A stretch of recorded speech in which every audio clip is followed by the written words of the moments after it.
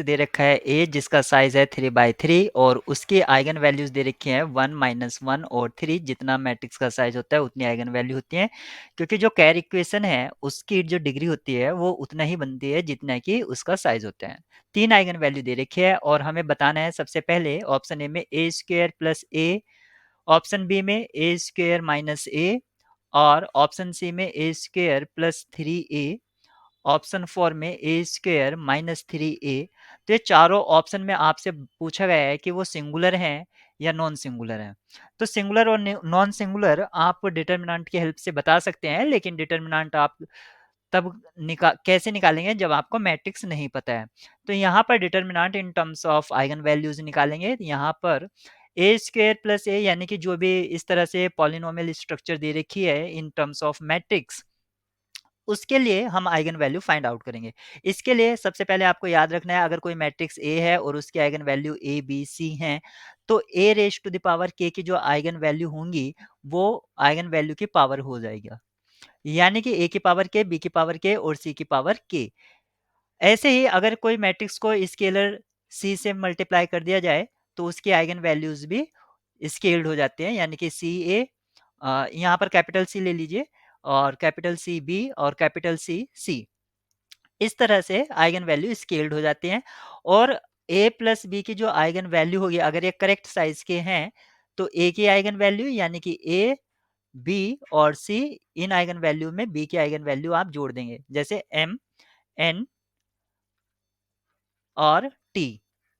इस तरह से आप आइगन वैल्यू को प्लस कर देते हैं। तो ये 2-3 यहाँ पर टर्मिनोलॉजी हैं जिसका हम यूज़ करेंगे इस प्रॉब्लम को सॉल्व करने के लिए।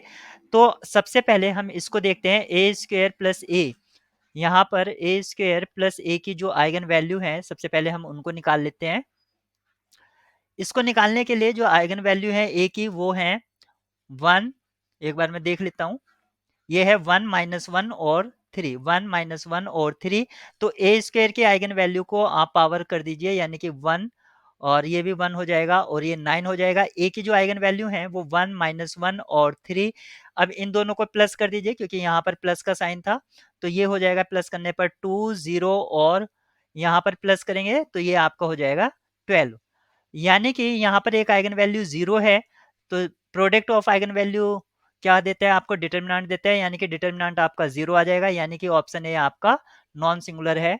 ये बात गलत है। अब हम सेम बात करेंगे ऑप्शन बी के लिए। तो ऑप्शन बी में आपसे कहा गया है ए स्क्वायर माइनस ए की जो आइगन वैल्यू है, तो सबसे पहले स्क्वायर की आइगन वैल्यू निकाल लेंगे आप 1 1 और 9, और फिर आप ए की आइगन वैल्यू देखेंगे, ये है 1 -1 और 3। अब इन दोनों को सब्ट्रैक्ट करा दीजिए। तो जब आप सब्ट्रैक्ट कराएंगे तो यहाँ पर ये 0 हो जाएगा, ये 2 हो जाएगी और ये 6 हो जाएगी, यानी कि यहाँ पर एक आइगन वैल्यू 0 है, तो यानी कि ये ऑप्शन भी आपका गलत हो जाता है, क्योंकि यहाँ पर कहा है नॉन सिंगुलर जबकि ये क्या है, सिंगुलर। ऑप्शन सी की तरफ चलते हैं, ए स्क्वायर प्लस 3a, ए स्क्वायर प्लस 3a उसकी आइगन वैल्यू हम फाइंड आउट कर लेते हैं।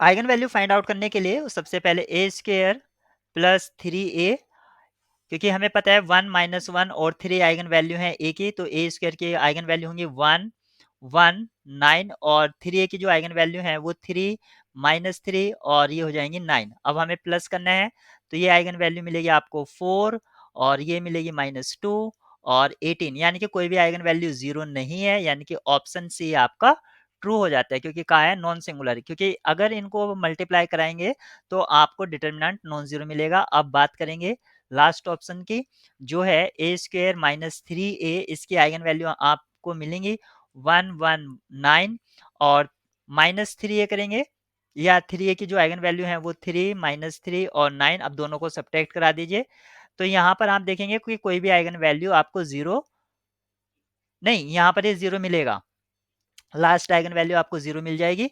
तो आप कह सकते हैं कि ये आपका सिंगुलर होगा जबकि दे रखा है नॉन सिंगुलर, तो ये ऑप्शन भी आपका गलत। तो इस प्रॉब्लम के लिए जो की है वो ऑप्शन सी होगा।